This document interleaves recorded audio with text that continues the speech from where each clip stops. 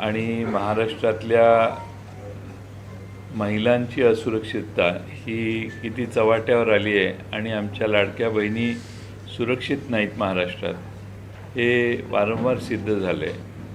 आज सकाळी वांद्र्याला रेल्वे स्टेशनवर चेंगराचेंगरी करून जवळपास 9 जण जखमी झाले। 2 जणांची प्रकृती अत्यवस्थ आहे। अशी वांद्र्यात पहाटे झालेली गर्दी ही देखील या सरकारला सांभाळता आली नाही किंवा त्यात काही योग्य व्यवस्थापन करता आलेलं नाही। या सरकारचं आणि दिल्लीच्या सरकारचं लक्ष फक्त बुलेट ट्रेनसारख्या मोठ्या प्रकल्पांकडे आहे। मुंबई नगरीमधल्या उपनगरात आमचे प्रवास करणारे मुंबईकर बांधव यांनी या चेंगराचेंगरीला तोंड द्यायचं आणि काही लक्झरी रेल्वे देशात सुरू करून श्रीमंत वर्गाचे चोचले पुरवण्याचं काम भारतीय जनता पक्षाने सातत्यानं केलेलं आहे। आज वांद्र्याला झालेली पहाटेची चेंगराचेंगरी ही मुंबईतल्या सामान्य नागरिकांच्याकडं हे सरकार किती दुर्लक्ष करतंय आणि अलीकडं रेल्वे प्रशासन आणि मुंबईचं प्रशासन, महाराष्ट्राचं प्रशासन हे अशा गोष्टींकडे दुर्लक्ष केल्यामुळं असे प्रकार वारंवार घडत आहेत। ही अतिशय चिंतेची बाब आहे। मुंबईकरांच्या रेल्वेतनं प्रवास करत असताना त्यांची सुरक्षितता बघणं हे सरकारचं अग्रक्रमाने काम होतं, पण सरकारने त्या बाबतीत कायम दुर्लक्ष केलं। आज वांद्र्याला ही घटना घडली। पहाटे सकाळच्या वेळी आणि संध्याकाळच्या वेळी रेल्वेतली गर्दी ही योग्य त्याचं नियोजन केलं नाही तर अशा प्रकारचे प्रसंग घडतात हे माहीत असून देखील आज वांद्र्याला अतिशय दुर्दैवी प्रकार घडला। मी राष्ट्रवादी काँग्रेस पक्षाच्या वतीने ज्यांच्यावर ही जबाबदारी आहे त्या सर्वांचाच निषेध करतो। आम्ही मुंबईतल्या सामान्य नागरिकांनी श्रीमंतांनी लक्झरी ऐश्वर्यात जगायचं, महाग तिकीटं काढून रेल्वेने आणि विमानाने प्रवास करायचे, पण कष्टकरी वर्ग जो साध्या रेल्वेत प्रवास करतो त्याने मात्र चेंगराचेंगरीला तोंड द्यायचं। ही आज मुंबईकरांची झालेली अवस्था इथं मुंबईतच नाही सगळ्या महाराष्ट्रात लोक अनुभवत आहेत आणि श्रीमंतांचं चोचले करणारे हे सरकार हे सतत महाराष्ट्रातल्या जनतेकडे दुर्लक्ष करत आलेत। याची अनेक उदाहरणं आहेत। मी अपेक्षा करणार आहे की महाराष्ट्रातली जनता याच्यातून निश्चितपणानं उद्याच्या निवडणुकीत आपली प्रतिक्रिया देईल। समस्त मुंबईकर देखील जे रेल्वेनं प्रवास करणारे आहेत आणि जे कष्ट करणारा वर्ग आहे ते महाराष्ट्रात मुंबईत जे रेल्वेकडे दुर्लक्ष झाले, केंद्र सरकारने जेव्हापासून रेल्वेचं बजेट हे बंद केलेलं आहे तेव्हापासून रेल्वेच्या समस्या वाढत आहेत आणि रेल्वेच्या प्रश्नांकडे लक्ष देण्यासाठी केंद्र सरकारला वेळ मिळत नाही, त्यातनं अशी घटना घडतात असं माझं मत आहे। आज राष्ट्रवादी काँग्रेस पक्षाच्या वतीनं आम्ही तिसरी एक छोटीशी यादी या ठिकाणी उमेदवारांसहित जाहीर करतो। आम्ही विधानसभा मतदारसंघ 35 वाशिम जिल्ह्यातला कारंजा या गायक पटणी हे आमचे उमेदवार असतील। विधानसभा नंबर 46 हिंगणघाट इथं अतुल वांदिले हे आमचे उमेदवार असतील। विधानसभा मतदारसंघ 50 नागपूर हिंगणा या ठिकाणी रमेश बंग हे आमचे उमेदवार असतील।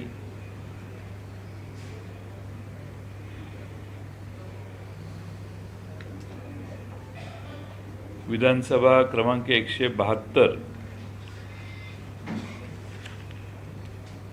अणुशक्ती नगर या ठिकाणी फहाद अहमद हे आमचे उमेदवार असतील। फहाद अहमद 205 विधानसभा मतदारसंघ चिंचवड या ठिकाणी राहुल कलाटे आमचे उमेदवार असतील। 207 भोसरी या ठिकाणी अजित गव्हाणे आमचे उमेदवार असतील।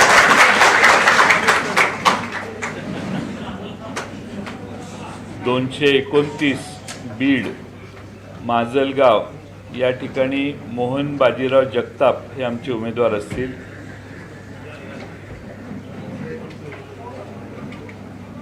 विधानसभा मतदारसंघ 233 परळी राजेसाहेब देशमुख हे आमचे उमेदवार असतील।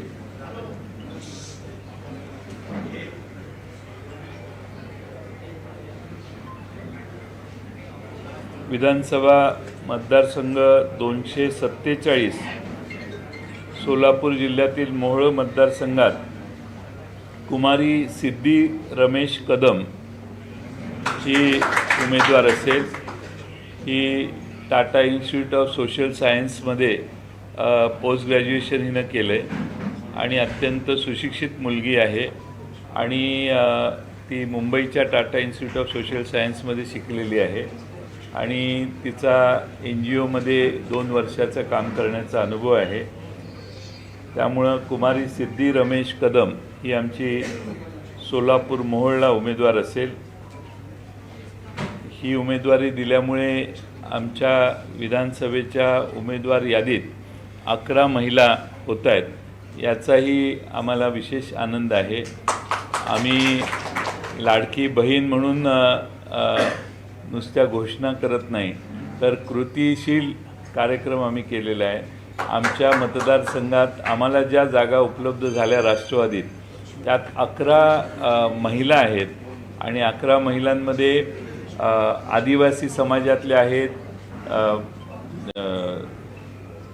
त्याचबरोबर आरक्षित कॅटेगरीमध्ये देखील आमच्या महिला आहेत आणि ओपन कॅटेगरीत देखील महिला आहेत आणि 11 महिला या आमच्या आत्तापर्यंत आमच्या विधानसभा मतदारसंघातल्या यादीत आहेत। त्याचबरोबर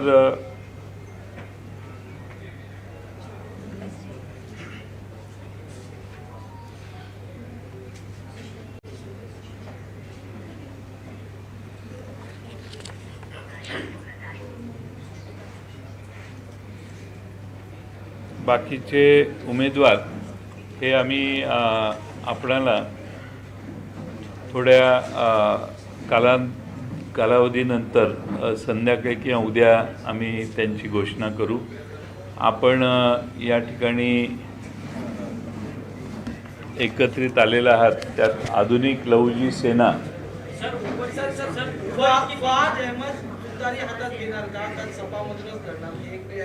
मी राष्ट्रवादीचे उमेदवारांची यादी घोषित करतोय। पक्षप्रवेश करूनच मी इथं आलोय।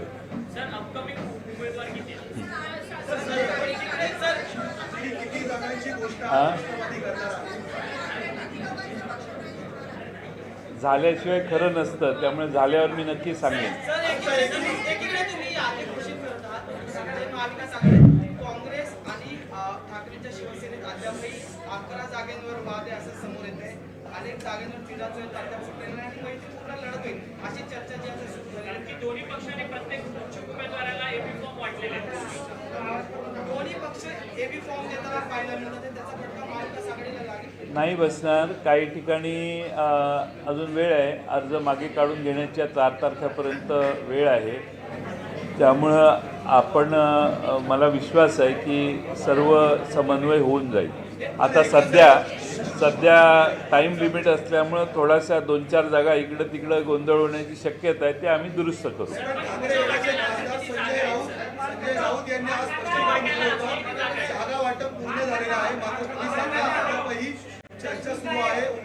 आपला प्रश्न काय आहे की काही ठिकाणी डबल एबी फॉर्म 2 पक्षांचा गेलेला आहे, त्याला माझं उत्तर आहे की आम्ही बसून हे प्रश्न सॉर्ट आउट करू।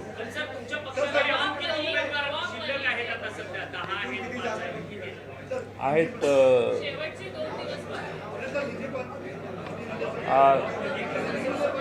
5-7-8 नावं असतील अजून।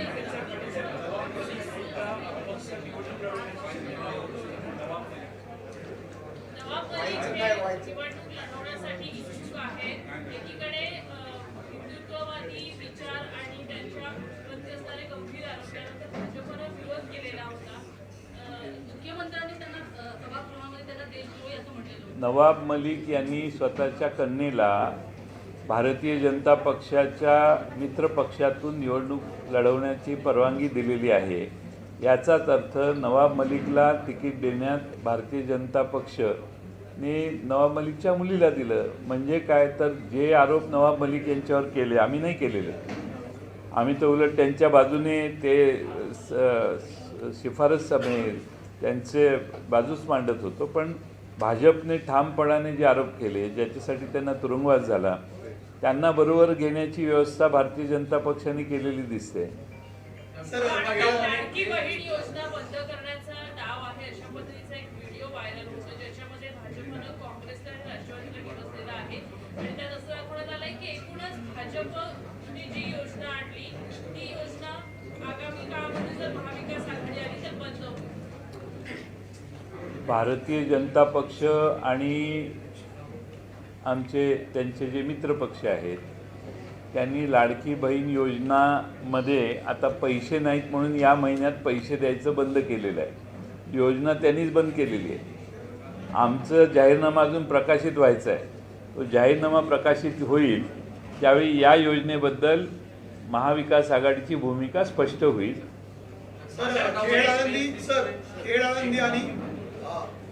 खेड आणि वाई या दोन ठिकाणावर सरकार सिकेज पाहायला मिळते अशी चर्चा आहे. वाई राष्ट्रवादी या ठिकाणी लढणार आहे का ही जागा मित्र पक्षाला सोडली जाईल काही निर्णय झाला? खेड आळंदी ही शिवसेनेला जागा देण्यात आलेली आहे आणि शिवसेना त्यांचे उमेदवार त्या ठिकाणी घोषित करेल. वाई संदर्भात काही भूमिका झाली? वाई आम्ही जाहीर करणार आहे. तुम्हाला कोण सांगतो प्रश्न विचारायला? तुम्ही दुसऱ्याच्या बुद्धीने प्रश्न विचारू नका. तिच्या कार्यकर्त्यांना उत्तर ऐकू. सर, जयश्री थोरातांवरती गुन्हा दाखल करण्यात आलेला आहे. खरं तर जयश्री थोरात यांच्या विरोधातली आक्षेपार्ह वक्तव्य विखेच्या गटातल्या कार्यकर्त्यांनी त्यांना करण्यात आली आणि त्यानंतर प्रमुख स्वरूपाचं त्यांना विरोध झाला आणि त्यानंतर आता ते जयश्री थोरातांवर गुन्हा दाखल होतो. असं आहे की जयश्री थोरातांच्याबद्दल अनुद्गार काढण्यात आले संगमनेरच्या एका सभेत भारतीय जनता पक्षाच्या नेत्यांच्याकडून. लाडकी बहीण एका बाजूनं म्हणायचं आणि त्याच बहिणीला शिव्या घालायच्या हा त्यातला प्रकार आहे. पण लाडक्या बहिणीच्याबद्दल जे अत्यंत अश्लील असे शब्दप्रयोग वापरण्यात आले असं महाराष्ट्रातल्या महिला कधीही सहन करणार नाही. बरं, जिला आपण अतिशय अपशब्द वापरले तिच्यावरच पुन्हा केस करतात.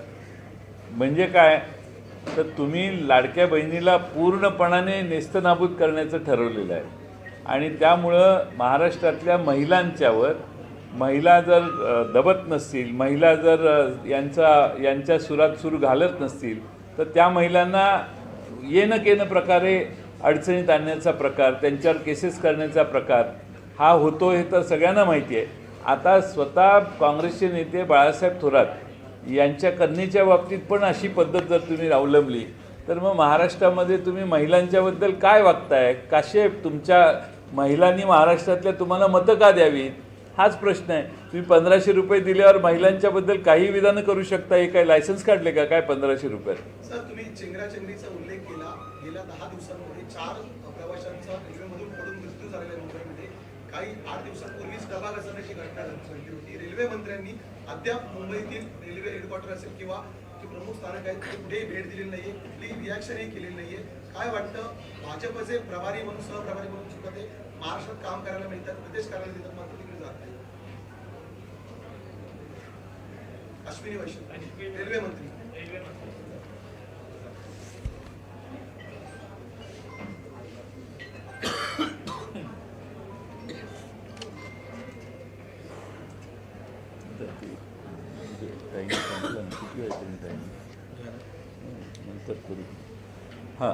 रेल्वे मंत्री अश्विनी वैष्णव आहेत जे महाराष्ट्रामध्ये भाजपचे सहप्रभारी आहेत. मात्र गेल्या 8 दिवसामध्ये डबा घसरण्याची घटना घडलेली होती महाराष्ट्रामध्ये. आज चेंगराचेंगरीसारखी घटना घडलेली आहे. 4 जणांचा रेल्वेकडून मृत्यू झालेला आहे. मात्र अद्याप रेल्वे मंत्र्यांनी मध्य रेल्वेचं हेडक्वार्टर असेल, दक्षिण रेल्वेचं हेडक्वार्टर असेल, भेट दिलेली आहे किंवा दुर्घटना झालेली भेट. कारण भारतीय जनता पक्ष हे निवडणूक लढवण्याचं यंत्र आहे. त्यांना संवेदनशीलता नसणारा पक्ष आहे. आता या घटना दुर्दैवी घडल्यावर रेल्वे मंत्री मुंबईत आल्यावर त्यांनी मुंबईच्या रेल्वेच्या कार्यालयात जाऊन ह्या सगळ्या गोष्टीची चौकशी करून अशा गोष्टी होणार नाहीत यासाठी काळजी घेण्याचे आदेश देणं आवश्यक होतं. पण दुर्दैवाने ते न करता महाराष्ट्रामध्ये आणि मुंबईमध्ये राजकारण करण्यासाठी रेल्वे मंत्री येतात, भाषणं ठोकायला आणि पक्षाचा प्रचार करायला येतात, पण मुंबईतल्या नागरिकांच्या प्रवासाच्या समस्या सोडवण्यासाठी त्याच खात्याच्या मंत्र्यांना वेळ मिळत नाही. याच्यासारखी दुर्दैवी अवस्था कुठलीही नाही. सर, एक प्रश्न असा आहे की जेव्हा पक्ष फुटला होता त्याच्यानंतर एक जे परिस्थिती आपण पक्षाची होती ती सातत्याने पक्षाकडून असं सांगण्यात आलं होतं की संधी त्यांना मिळेल जे निष्ठावंत आहेत. आजच्या या यादीमध्ये पटणी असेल किंवा अहमद असतील ही बाहेरची मंडळी आहे ज्यांना पक्षप्रवेश झाल्यानंतर तुम्ही त्यांना संधी त्यांचं नाव घोषित केलेलं आहे. याच्यामुळे पक्षातले जे निष्ठावंत आहेत ज्यांनी पक्ष फुटल्यापासून ज्यांनी काम केलेलं आहे त्यांच्यावरती अन्याय झालं किंवा ते कार्यकर्ते नाराज होतील असं वाटतं. त्यापैकी निलेश होते हे सुद्धा अनुशक्तीनगरमधील इच्छुक आहेत. अनुशक्तीनगरमधनं खूप सारी लोक इच्छुक असं आहे की अणुशक्तीनगरमध्ये आमच्याकडे फार चांगले कार्यकर्ते होते, पण एकंदरच फहाद अहमद हे अलीकडच्या काळामध्ये त्या ठिकाणी तिथले स्थानिक राहणारे आहेत, तिथेच राहतात ते फहाद अहमद. सर ते आत्ता तिथं राहतात, त्यामुळं गेले 7 महिन्यापासून आणि त्यांना पक्षाने प्रायोरिटी द्यायचं ठरवलेलं आहे. पहिलं जे तुम्ही नाव घेतलं पटणी त्याच्या बाबतीत पण होतं. पटणी हे आहेत ते भाजपचे माजी आमदार पटणी साहेबांचे चिरंजीव आहेत आणि त्या ठिकाणी त्यांचा पक्षप्रवेश केला आणि त्यांची आता उमेदवारी घोषित केली. आम्हाला शेवटी भारतीय जनता पक्ष सोडून या ठिकाणी फ्लो वाढलेला आहे. अनेक लोक इच्छुक आहेत आमच्या पक्षात येऊन उमेदवारी करण्यासाठी.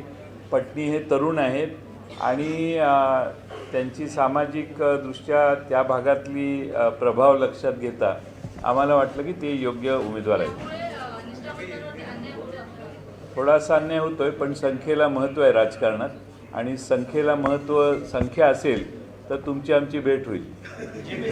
नाहीतर तुम्ही आम्हाला विचारायचं काय? तुम्ही पत्रकार आहे? हां, थोडं लोकसभेला महायुतीचा कार्यकर्ता उपाशी होता आणि महाविकास आघाडीचा कार्यकर्ता उपाशी होता. उपाशी तापाशी उन्हातानाचं महाविकास आघाडीच्या कार्यकर्त्यांनी प्रचार केला.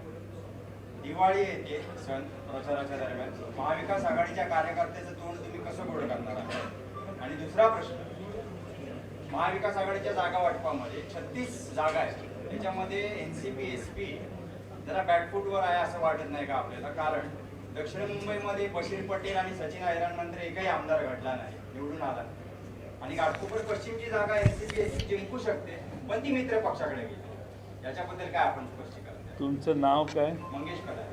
कुठल्या वर्तमानपत्राचे? मी इंडिपेंडंट जर्नलिस्ट. इंडिपेंडंट जर्नलिस्ट म्हणजे कुणाला? शेवटी मी बोललेली बातमी कुणाला जाणार? मी पोस्ट केलं तुम्हाला पाठवतो व्हॉट्सअपला. म्हणजे ट्विट करणार तुम्ही? ट्विट नाही, व्हॉट्सअपला पाठवतो तुम्हाला, यूट्यूबवरती करणार. यूट्यूबवरती.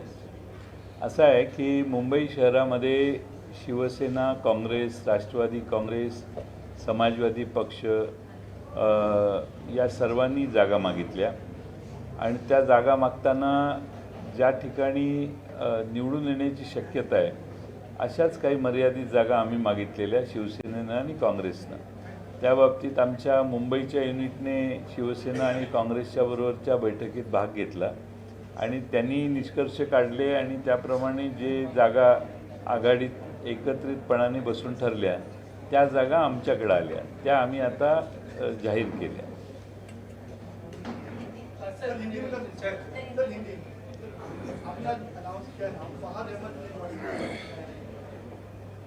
फहाद अहमद हे well educated young Muslim youth जिन्होंने बहुत अच्छी तरह से Tata Institute of Social Science में पढ़ाई की है और वो एक्टिविस्ट है. पूरे देश में एक्टिविस्ट के नाते उनका नाम बहुत आगे आया है और लोग चाहते हैं कि ऐसे नौजवान और युवा नेताओं को हम अपॉर्चुनिटी दें। वो हमारे पार्टी में पहले नहीं थे, वो समाजवादी पार्टी में थे, लेकिन समाजवादी पार्टी और हमने बातचीत करके उनको हमारे पार्टी में प्रवेश करके हमने उनको वहाँ पे अणुशक्ति नगर में चुनाव लड़ने के लिए उम्मीदवार किया। नाराजगी व्यक्त करना है या बातचीत नहीं कर रहे हैं उससे, सीट कब डिक्लेयर करेंगे इसमें कोई नहीं कर रहे हैं। अब वो आदमी एक और नाराज है, अखिलेश यादव वहाँ से बयान देते हैं। क्या वो वजह है कि आप नतीजे का अब तक नहीं पहुँच पा रहे?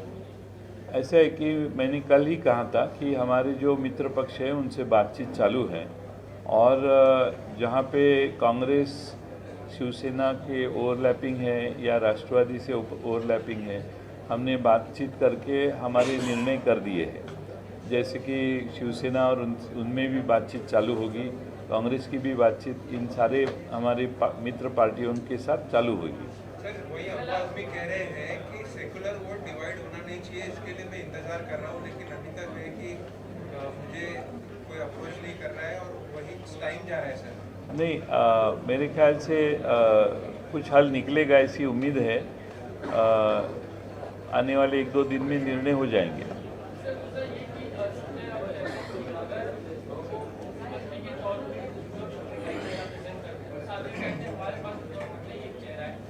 अगर कोई नाम तो कांग्रेस का नाम बनता है, अगर नाराज को लेकर नाम सामने आता है, फिर से एक बार बात मुख्यमंत्री के चेहरे को लेकर शुरू करते हैं। संजय राउत दबाव दे रहे हैं, लगातार कह रहे हैं कि महाराष्ट्र की जनता चाहती है उद्धव ठाकरे मुख्यमंत्री बने। उद्धव ठाकरे हमारे आघाड़ी के मुख्यमंत्री रह चुके हैं, और उद्धव ठाकरे हमारे आघाड़ी के नेता ही है। उनके तरफ देख के, शरद पवार जी के तरफ देख के, कांग्रेस के राहुल गांधी जी है या कांग्रेस के महाराष्ट्र के जो नेता है, उनको देखते हुए ही हमारे महाराष्ट्र में वोटिंग होने वाली है। तो उसमें कोई दो राय नहीं है। उनको उद्धव ठाकरे जी के हमारी पार्टी के तीनों हमारे आघाड़ी में वो सबसे अहम और महत्वपूर्ण नेता है हमारे लिए, और उसमें कोई दो राय नहीं है। आप बार बार ये सवाल करके जो चिंता व्यक्त करते हैं, मेरी ये आपसे विनती है, यही सवाल आप सामने वो संजय राउत ये सवाल क्यों खड़ा करते हैं, वो हिंट कर रहे हैं आपको कि उस तरफ आप ये सवाल पूछिए।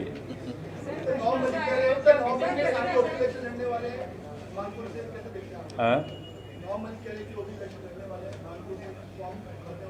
नवाब मलिक जी के उनके ऊपर बहुत आरोप भाजपा ने किए थे, और वहाँ पे उनकी लड़की जो है वो अणुशक्ति नगर से इलेक्शन लड़ने वाली है। वो अणुशक्ति नगर में इलेक्शन लड़ने वाली है, लेकिन उसको सपोर्ट बीजेपी का ही है। तो दोनों एक ही है। और जो जिस भाजपा ने नवाब मलिक को अरेस्ट किया था, बहुत साल से ज़्यादा उनको अरेस्ट करके अंदर रखा था, उनको अब भाजपा उनकी लड़की को टिकट दे रही है, और उनको भी टिकट देने जैसा ही है, ऐसा मुझे लगता है। लेकिन जिस तरीके से लगातार बीजेपी कह रही है प्रचार के क्षेत्र में नवाब मलिक की शामिल नहीं उनकी उम्मीदवारी को लेकर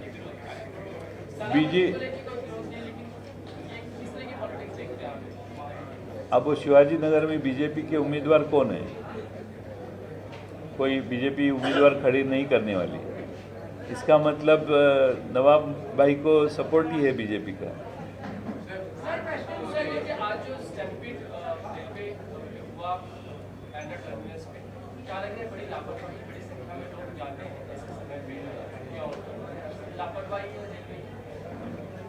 रेलवे प्रशासन की लापरवाही है, और रेलवे और केंद्र सरकार जो अमीर लोग हैं उनकी व्यवस्था में जुटे हुए हैं।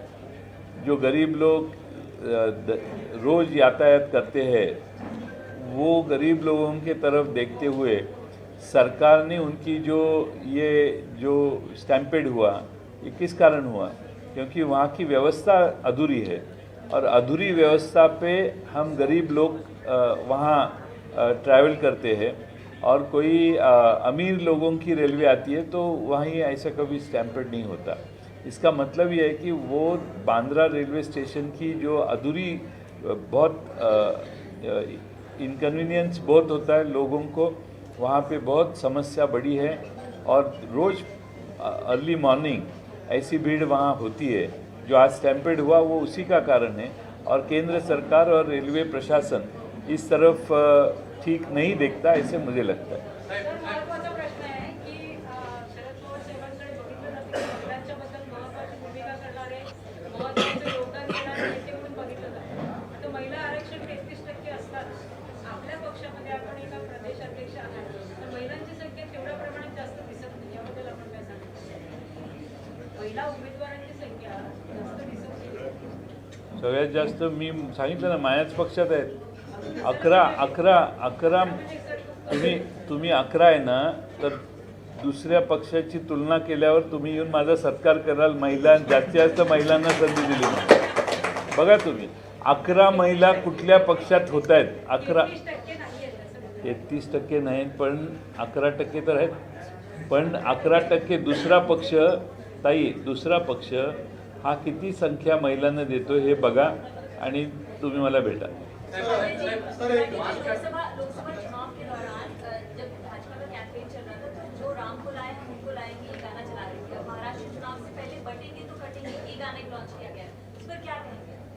क्योंकि भाजपा की बस सबसे बड़ी समस्या है कि हिंदू लोग अब भाजपा की ये सब गाना सुनने के लिए वक्त ज़ाया नहीं करते, क्योंकि लोगों को मालूम है ये इलेक्शन चुनाव जब नज़दीक आता है तो इनको हिंदुत्व की याद आती है.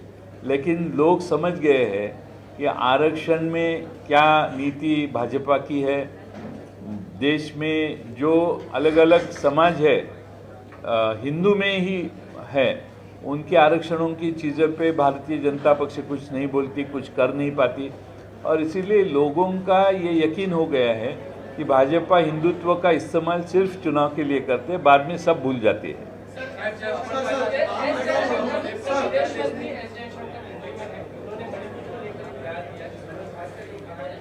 मणिपुर में समस्याएं हैं, ऐसा मानते ही हैं, लेकिन जिस तरीके से एजेंडा चलाया जाता है कि मणिपुर को लेकर एंटी नेशनल एजेंडा है, कुछ समस्याएं हैं. हम परफेक्ट देश नहीं है, लोकतंत्र में कभी भी परफेक्ट नहीं है. ये ऐसे शब्द जो कह रहे हैं कि एंटी नेशनल एजेंडा है, विपक्ष चलाता है, समस्याएं हैं.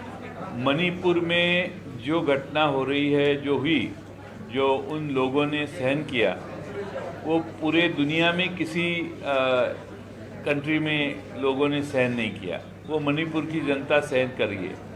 आज भी महाराष्ट्र में आदिवासी इलाके में जाएंगे तो मणिपुर के घटना के कारण पूरे देश के आदिवासी लोग, महाराष्ट्र के आदिवासी लोग ये भाजपा के खिलाफ गए हैं. क्योंकि मणिपुर की घटना जिस तरह से उन्होंने भाजपा ने मणिपुर में इशू हैंडल किया, वो बहुत गंभीर तरह से है. और महाराष्ट्र में जो आदिवासी इलाके हैं वो भी समझते हैं कि मणिपुर में, इस देश में आदिवासियों को किस तरह से वहाँ पे ट्रीट किया गया. सवाल कई ऐसी सीटें जहाँ पर आपसे पराठा और खास करके ऐसी सीट की नौबत क्यों आ रही है? क्या आप समय कर पाएंगे? नहीं, वो रिजल्ट हो जाएगा एक दो दिन में 4 तारीख का विड्रॉल है, उसके पहले विड्रॉ हो जाएगा. सर, माढा मतदारसंघामध्ये लोकसभेमध्ये तुम्ही सत्ता पालट म्हणून दाखवलेला होता, मात्र याच गटामध्ये प्रभाकर देशमुख जे दावेदार मानले जाते त्यांनी आज माघार घेण्याचं ट्विट काही वेळापूर्वी केलेलं आहे. राष्ट्रवादी या जागेवर लढणार आहे का? पहिला प्रश्न. दुसरा, लढणार असेल तर उमेदवाराची घोषणा कधी होऊ शकते? प्रभाकर देशमुखांच्या संपर्कात आम्ही आहोत आणि त्या ठिकाणी एकमत करण्याचा आम्ही प्रयत्न केलेला आहे. त्या एकमत करण्याच्या प्रक्रियेतूनच त्यांनी तशी प्रतिक्रिया दिलेली आहे. त्या ठिकाणी आम्ही लवकरच निर्णय घेऊन तिथला उमेदवार घोषित करू. आपल्याला आधुनिक लवजी सेना आमच्या संस्थापक अध्यक्षा नगिनाताई कांबळे आणि महाराष्ट्र राज्य सचिव भावेश भाऊ कसबे आणि लक्ष्मण भाऊ क्षीरसागर यांच्या नेतृत्वाखाली आपल्या आधुनिक लहुजी सेना ही संघटना ही राष्ट्रवादी काँग्रेस पक्ष, शरदचंद्र पवार पक्ष यांच्या बरोबर सहकार्य त्यांनी करायचं ठरवलेलं आहे आणि ते सहकार्य करताना आमच्या महाविकास आघाडीत घटक पक्ष म्हणून येण्याचा देखील त्यांनी निर्णय केलेला आहे।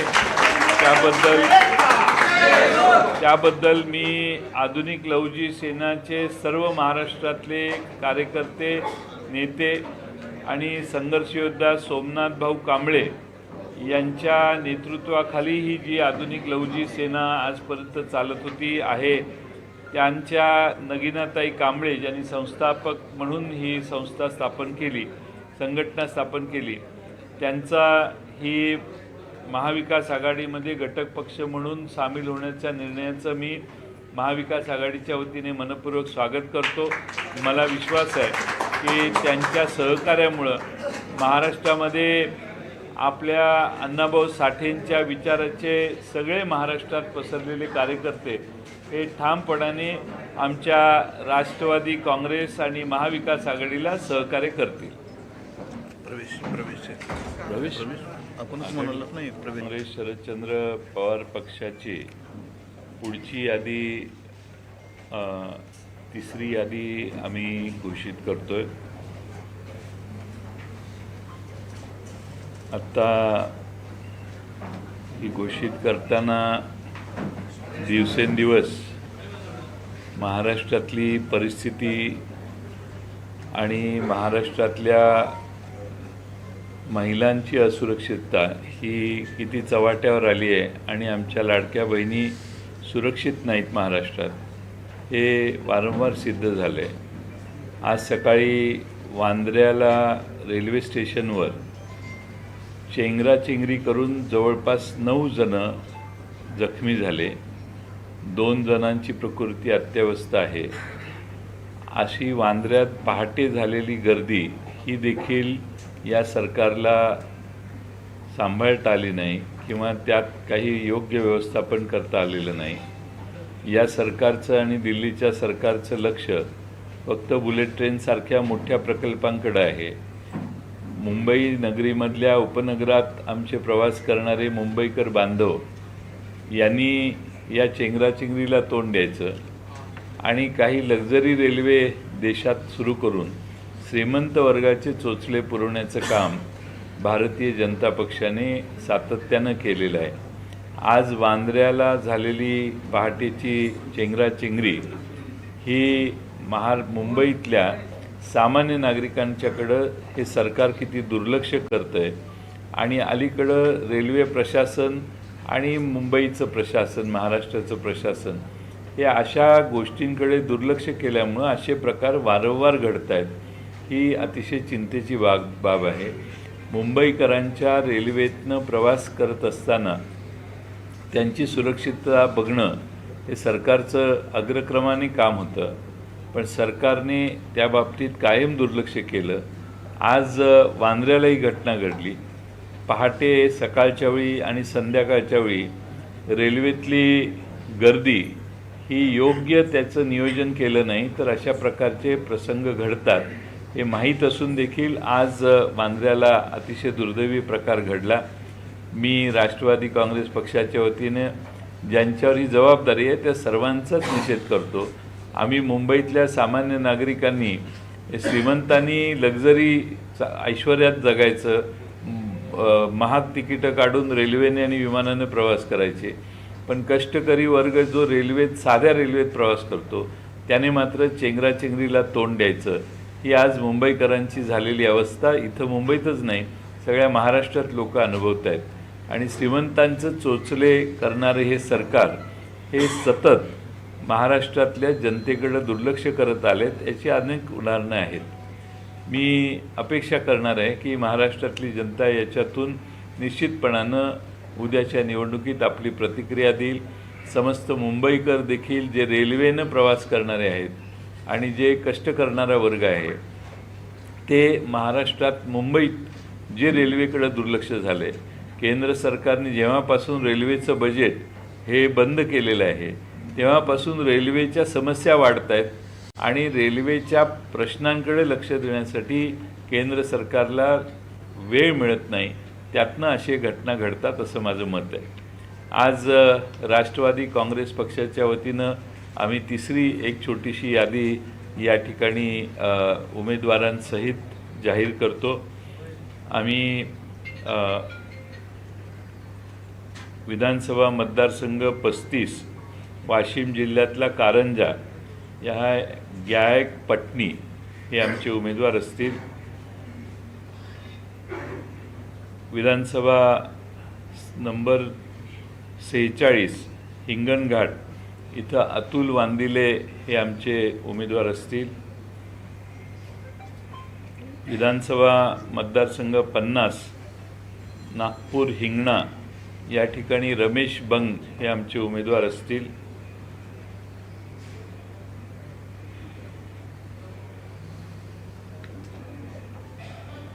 विधानसभा क्रमांक 172 अणुशक्ती नगर या ठिकाणी फहाद अहमद हे आमचे उमेदवार असतील.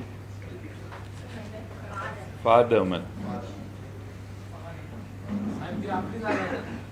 205 विधानसभा मतदारसंघ चिंचवड या ठिकाणी राहुल कलाटे आमचे उमेदवार असतील. 207 भोसरी या ठिकाणी अजित गव्हाणे आमचे उमेदवार असतील.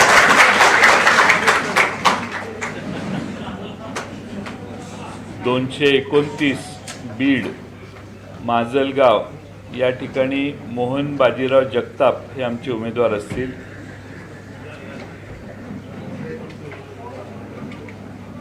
विधानसभा मतदारसंघ 233 परळी राजेसाहेब देशमुख हे आमचे उमेदवार असतील.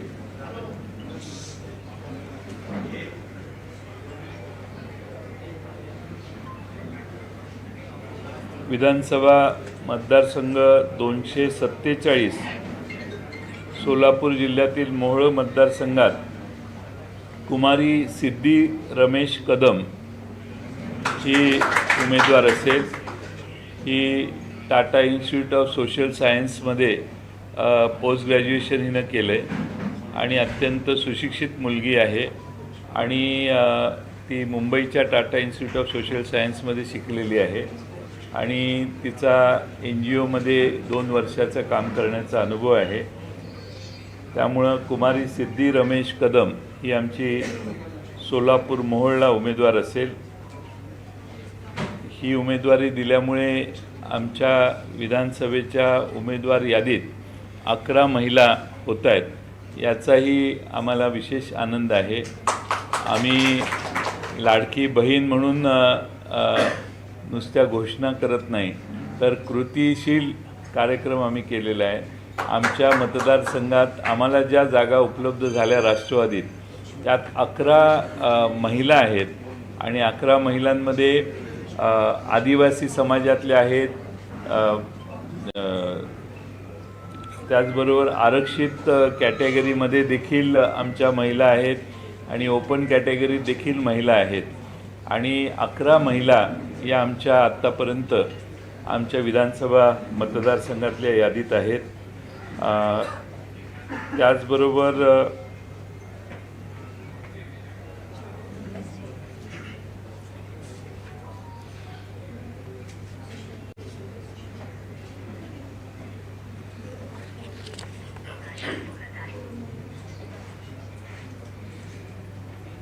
बाकीचे उमेदवार हे आम्ही आपणाला थोड्या कालावधीनंतर संध्याकाळी किंवा उद्या आम्ही त्यांची घोषणा करू. आपण या ठिकाणी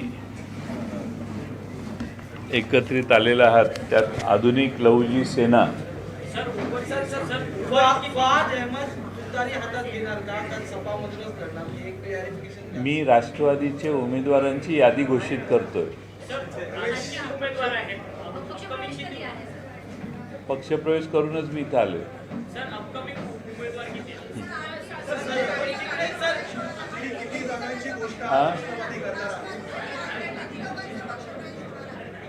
झाल्याशिवाय खरं नसतं, त्यामुळे झाल्यावर मी नक्की सांगेन. सर एकीकडे तुम्ही यादी घोषित करत आहात, दुसरीकडे महाविकास आघाडी काँग्रेस आणि ठाकरेंच्या शिवसेनेत अद्यापही 11 जागांवर वाद आहे असं समोर येत आहे. अनेक जागांवर तिढाचा अद्याप सुटलेला नाही आणि मैत्रीपूर्ण लढत होईल अशी चर्चा जी आता सुरू झाली आहे. की दोन्ही पक्षांनी प्रत्येक उमेदवाराला एबी फॉर्म वाटलेले आहेत. दोन्ही पक्ष एबी फॉर्म देताना पाहायला मिळतात आणि त्याचा फटका महाविकास आघाडीला लागेल. नाही बसणार. काही ठिकाणी अजून वेळ आहे. अर्ज मागे काढून घेण्याच्या 4 तारखेपर्यंत वेळ आहे. त्यामुळं आपण मला विश्वास आहे की सर्व समन्वय होऊन जाईल. आता सध्या टाईम लिमिट असल्यामुळं थोडासा 2-4 जागा इकडं तिकडं गोंधळ होण्याची शक्यता आहे. ते आम्ही दुरुस्त करू. संजय राऊत यांनी आज स्पष्टीकरण दिलं होतं, जागा वाटप पूर्ण झालेलं आहे, मात्र तुम्ही सांगा अद्यापही चर्चा सुरू आहे उमेदवारी अर्ज मागे. आपला प्रश्न काय आहे की काही ठिकाणी डबल एबी फॉर्म 2 पक्षांचा गेलेला आहे. त्याला माझं उत्तर आहे की आम्ही बसून हे प्रश्न सॉर्ट आउट करू. पण सर, तुमच्या पक्षाकडे शिल्लक आहेत आता सध्या 10 आहेत, 5 आहेत, किती आहेत? आहेत शेवटचे 2 दिवस बाकी.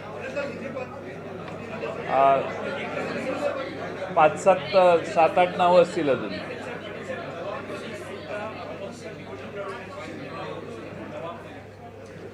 नवाब मलिक हे निवडणूक लढवण्यासाठी इच्छुक आहेत.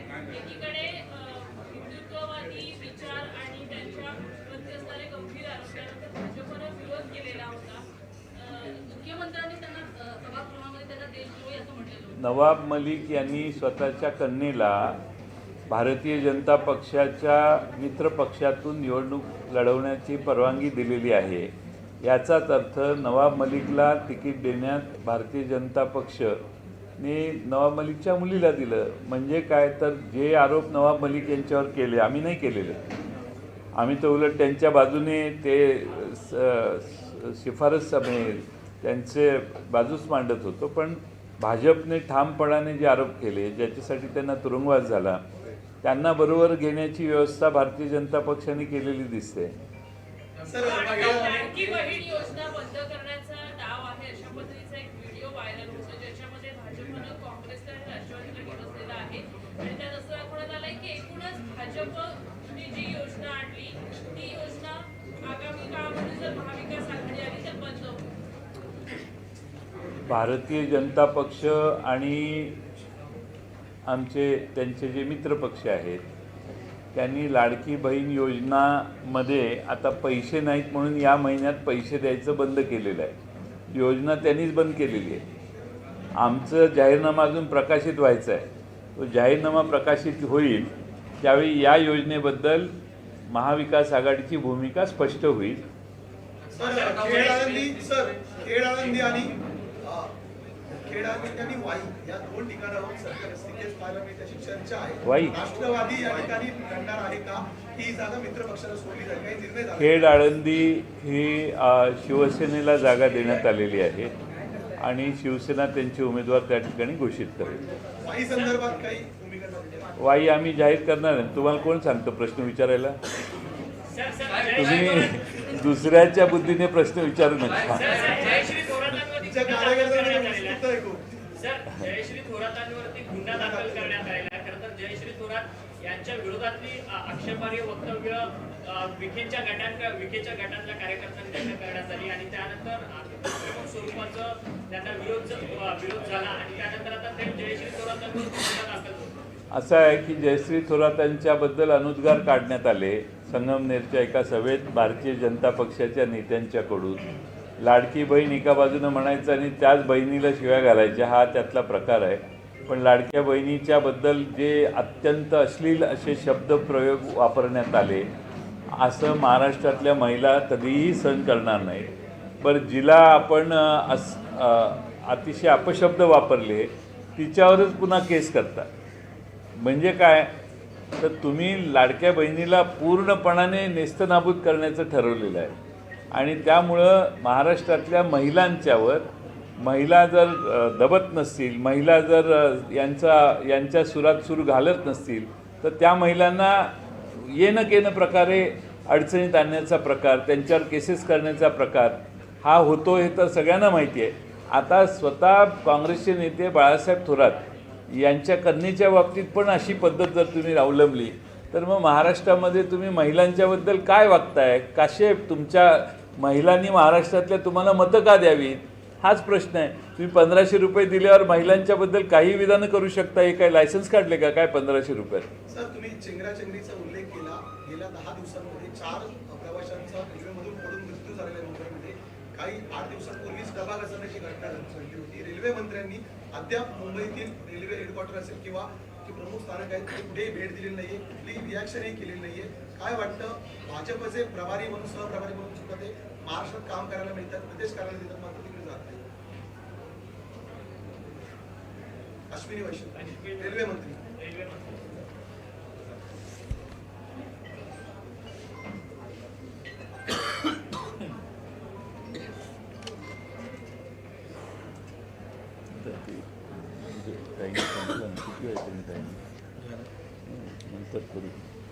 हां, रेल्वे मंत्री अश्विनी वैष्णव आहेत जे महाराष्ट्रामध्ये भाजपचे सहप्रभारी आहेत.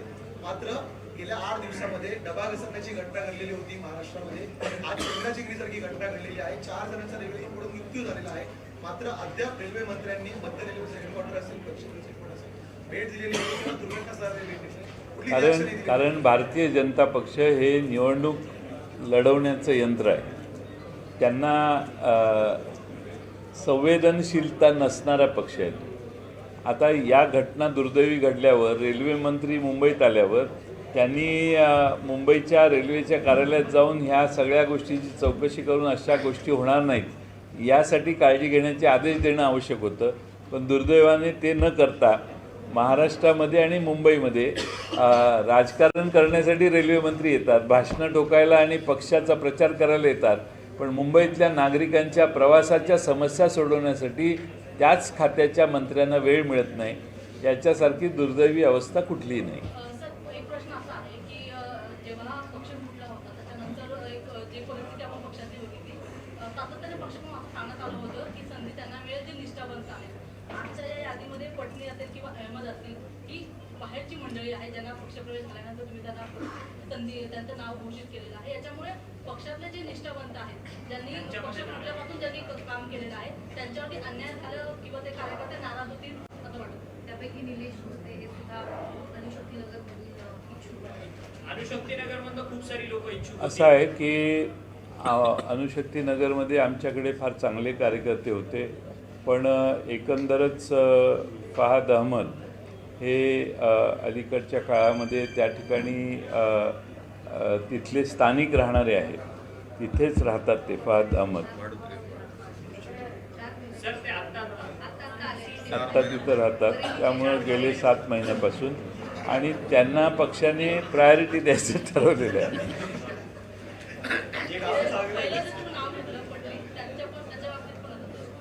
पटणी हे आहेत ते भाजपचे माजी आमदार पटणी साहेबांची चिरंजीव आहेत आणि त्या ठिकाणी त्यांचा पक्षप्रवेश केला आणि त्यांची आता उमेदवारी घोषित केली. आम्हाला शेवटी भारतीय जनता पक्ष सोडून या ठिकाणी फ्लो वाढलेला आहे. अनेक लोक इच्छुक आहेत आमच्या पक्षात येऊन उमेदवारी करण्यासाठी. पटणी हे तरुण आहेत आणि त्यांची सामाजिक दृष्ट्या त्या भागातली प्रभाव लक्षात घेता आम्हाला वाटलं की ते योग्य उमेदवार आहेत. थोडासा अन्याय होतोय पण संख्येला महत्त्व आहे राजकारणात आणि संख्या असेल तर तुमची आमची भेट होईल. नाहीतर तुम्ही आम्हाला विचारायचं काय? तुम्ही पत्रकार आहे? हां, थोडं लोकसभेला महायुतीचा कार्यकर्ता उपाशी होता आणि महाविकास आघाडीचा कार्यकर्ता उपाशी होता.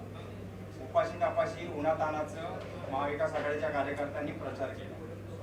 दिवाळी येते सण प्रचाराच्या दरम्यान महाविकास आघाडीच्या कार्यकर्त्याचं तोंड तुम्ही कसं गोड करणार आहात? आणि दुसरा प्रश्न, महाविकास आघाडीच्या जागा वाटपामध्ये 36 जागा आहेत. त्याच्यामध्ये NCP SP जरा बॅकफूटवर आहे असं वाटत नाही का आपल्याला? कारण दक्षिण मुंबईमध्ये बशीर पटेल आणि सचिन हैराननंतर एकही आमदार घडला नाही, निवडून आला.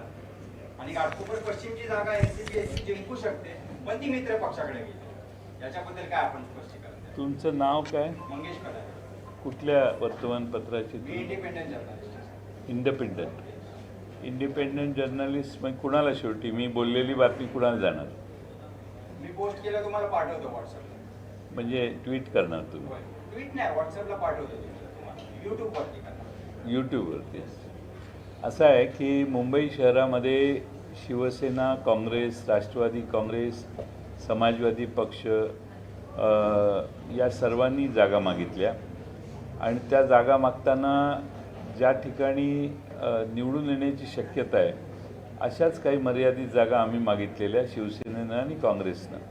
त्या बाबतीत आमच्या मुंबईच्या युनिटने शिवसेना आणि काँग्रेसच्या बरोबरच्या बैठकीत भाग घेतला आणि त्यांनी निष्कर्ष काढले आणि त्याप्रमाणे जे जागा आघाडीत एकत्रितपणाने बसून ठरल्या त्या जागा आमच्याकडे आल्या, त्या आम्ही आता जाहीर केल्या.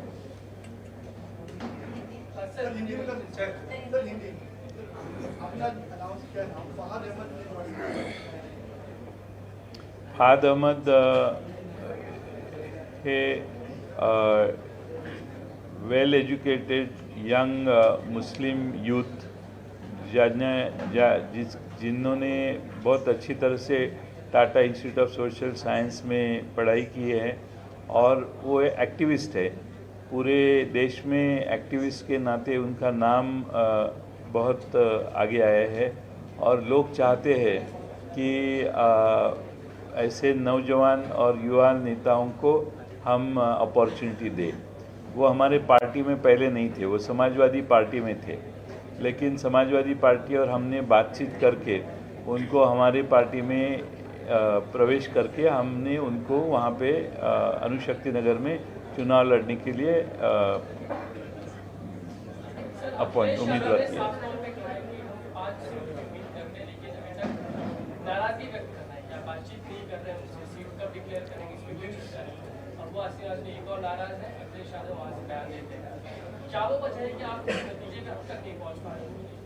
ऐसा है कि मैंने कल ही कहा था कि हमारे जो मित्र पक्ष हैं उनसे बातचीत चालू है और जहाँ पे कांग्रेस शिवसेना के ओवरलैपिंग है या राष्ट्रवादी से ओवरलैपिंग है, हमने बातचीत करके हमारे निर्णय कर दिए हैं.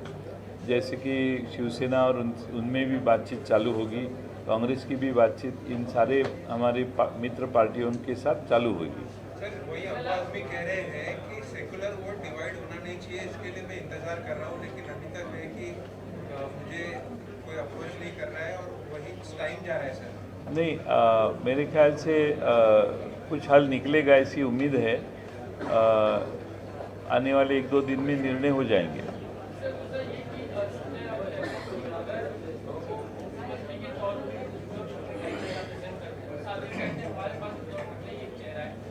अगर कोई नाम से कांग्रेस का नाम बताया, अगर नाराज का नाम सामने आता है, फिर से एक बार मुख्यमंत्री के चेहरे को लेकर शुरू करते हैं.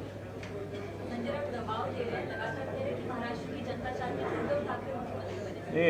उद्धव ठाकरे हमारे आघाड़ी के मुख्यमंत्री रह चुके हैं और उद्धव ठाकरे हमारे आघाड़ी के नेता ही है. उनके तरफ देख के, शरद पवार जी के तरफ देख के, कांग्रेस के राहुल गांधी जी है या कांग्रेस के महाराष्ट्र के जो नेता है, उनको देखते हुए ही हमारे महाराष्ट्र में वोटिंग होने वाली है. तो उसमें कोई दो राय नहीं है.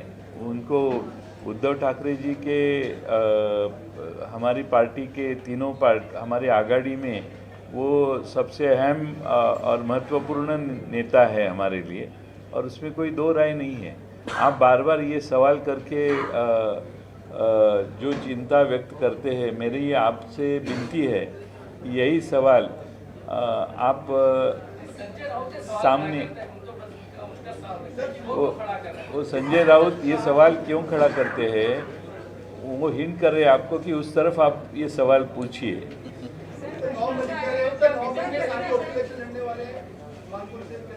हाँ, नवाब मलिक जी के उनके ऊपर बहुत आरोप भाजपा ने किए थे और वहाँ पे उनकी लड़की जो है वो अणुशक्ति नगर से इलेक्शन लड़ने वाली है. वो अनुशक्ति नगर में इलेक्शन लड़ने वाली है, लेकिन उसको सपोर्ट बीजेपी का ही है, तो दोनों एक ही है।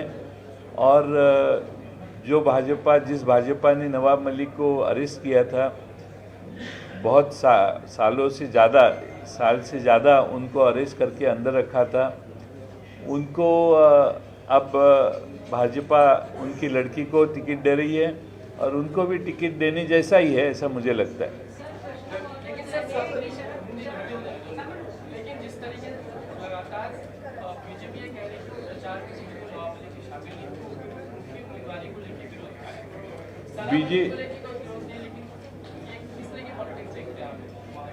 अब वो शिवाजी नगर में बीजेपी के उम्मीदवार कौन है? कोई बीजेपी उम्मीदवार खड़ी नहीं करने वाली।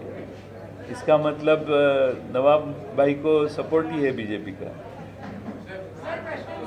आज जो स्टैम्पीड रेलवे हुआ बैंडर टर्मिनस पे, क्या लग रहा है बड़ी लापरवाही, बड़ी संख्या में लोग जाते हैं ऐसे समय पे, लापरवाही है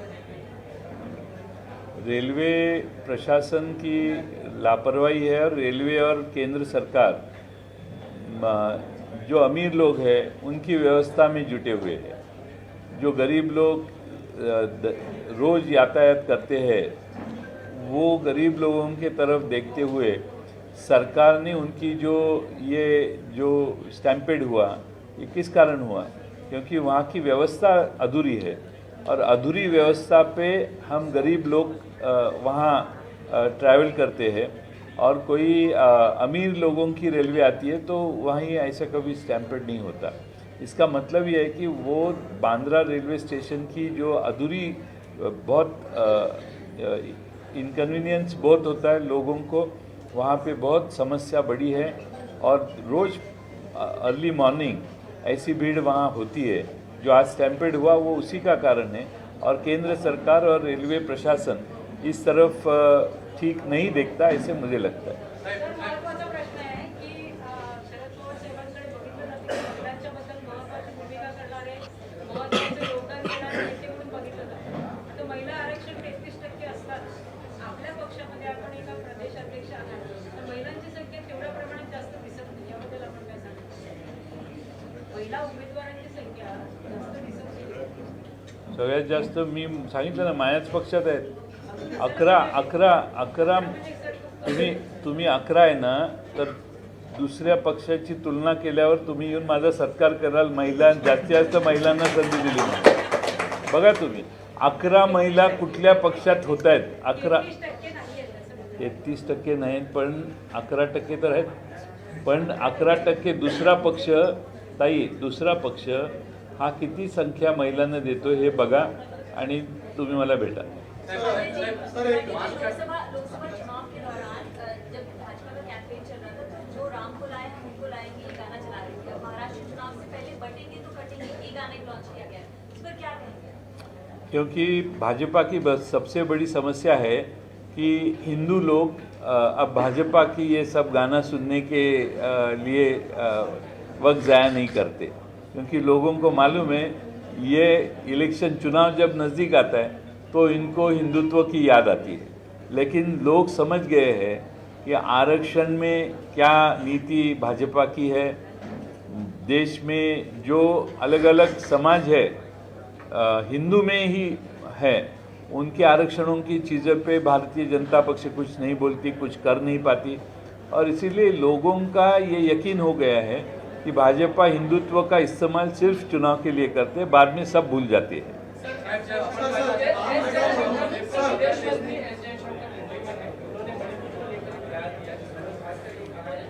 मणिपुर में समस्याएं हैं, ऐसा मानते ही हैं, लेकिन जिस तरीके से एजेंडा चलाया जाता है कि मणिपुर को लेकर एंटी नेशनल एजेंडा है, समस्याएं हैं, हम परफेक्ट देश नहीं है, लोकतंत्र में कभी परफेक्ट नहीं है। ये ऐसे शब्द जो कह रहे हैं कि एंटी नेशनल एजेंडा है, विपक्ष चलाता है, समस्याएं हैं। मणिपुर में जो घटना हो रही है, जो हुई, जो उन लोगों ने सहन किया, वो पूरे दुनिया में किसी कंट्री में लोगों ने सहन नहीं किया। वो मणिपुर की जनता सहन कर रही है।